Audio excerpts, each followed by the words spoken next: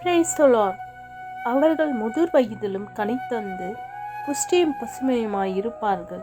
சங்கீத புஸ்தகம் 92 அதிகாரம் 15 முதுமையும் பசுமையும் என்ற தலைப்பில் நான் இன்று உங்களோடு பேச முன்வந்துள்ளேன்.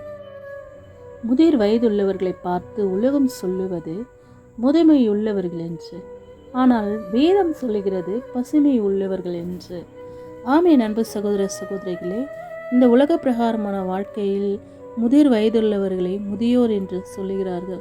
ஆனால் கர்த்தருடைய ஆலயத்தில் நாட்டப்பட்டவர்களாய் அவருடைய வேத வசனத்தை தியானித்து கொண்டிருக்கின்ற ஒவ்வொரு முதியவர்களையும், கர்த்தரை ஆராதிக்கிற ஒவ்வொரு வயதானவர்களையும் கர்த்தர் பசுமையாய் தன்னுடைய வாழ்க்கையில் ஆசீர்வதிக்கின்றார்.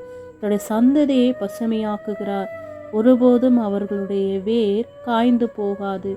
நீரோடையில் நாட்டப்பட்ட மரத்தை போல அவர்கள் இருப்பார்கள்.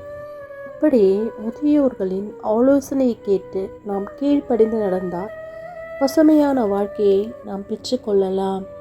ஆம், சாலமோனின் மகன் ரெகெபியாம் முதியோரின் ஆலோசனையை தட்டிவிட்டான்.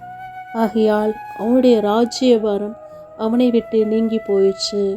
நாமும் கீழ்ப்படிந்து நடப்போம். ஆமீன். May God bless you all.